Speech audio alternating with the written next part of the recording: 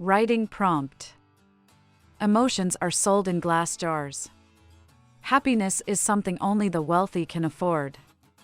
The poor are only left with the feelings of sadness and grief.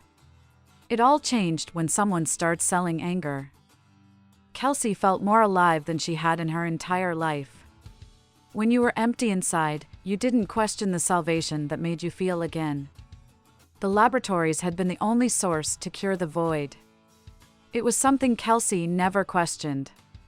As her black market business thrived and grew, she realized no one else had questioned these assumptions either. It was a hard balancing act to temper all these new emotions while remaining careful and in control of this new business. She never sold any combination she didn't first test on herself or one of her inner circle. They flocked to her quickly. Some received their fix for free in exchange for protection and distribution of her new product. Most of those who worked for her had enough money to easily buy her products and enjoy their emotions at home. But the emotions she mixed had an interesting side effect. They gave the user a desire for power, which was her real currency on the street. Her inner circle wanted the lifestyle that went with the emotions. They were as determined as Kelsey to protect her new business. Whenever the reputable emotion shops mixed copycat versions of her designs, they usually met with an accident that dissuaded them from dealing in anything but the pure emotions delivered from the factories. All the most powerful families had at least one child or relative working with Kelsey, unconditionally dedicated to her. They couldn't stop her without hurting one of their own. "Why are you taking that garbage?" Bradley questioned, a fleeting look of disgust passing across his face before he pulled back into his normal angry scowl. "I was strung out on contentment for a long time. It's a simple emotion, makes you want to sit around and watch the clouds pass." Bradley was her first customer only a few months ago. He found her again almost immediately and brought all his academy and rich friends with him. He was always a willing guinea pig for her mixtures. But this one was special. And she wanted to be the first to try it, to be sure it turned out as she hoped. "We need something new. This half-assed approach will not work for long. We're competing with the big factories, but we depend on them for our stock.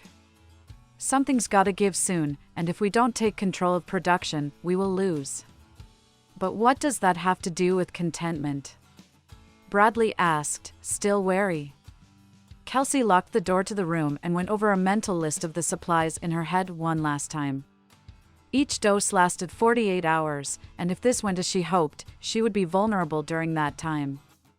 She placed the champagne-colored contentment on her mixing table before pulling another sludgy brown vial from her pocket. "Because I will mix it with misery," she said, and began her work. Bradley's face twisted. "Will those two even go together? I think you're taking it a bit too far. Make sure you do your part." Kelsey took her bright new vial and with a wink to Bradley, tipped the effervescent gelled solution into her mouth. She sunk back into a chair and waited.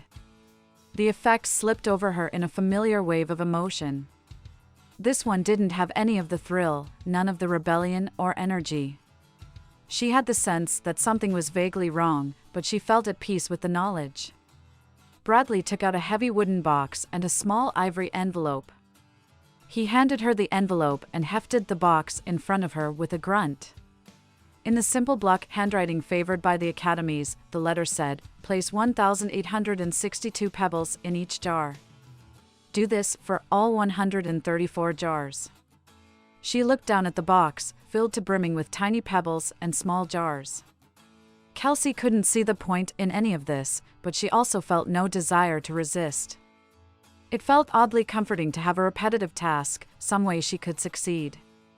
She started her work.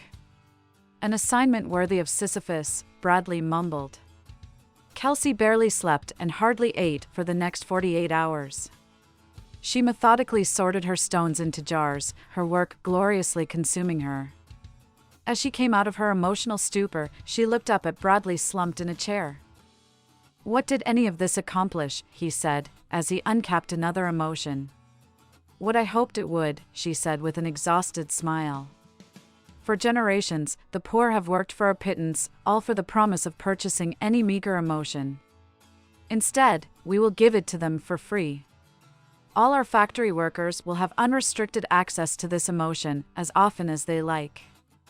We'll lure workers away from the existing factories with the security of never going without an emotion again. She smiled as realization broke across Bradley's face. A workforce whose emotion drives them to work as long as necessary. Then we just replenish them with the same emotion again. Exactly, Kelsey said as she grabbed for a vial of anger, her first and still her favorite mixture. Cheers, she clinked her vial with Bradley's and let the emotion wipe away the lingering new concoction. I think I'll call it apathy.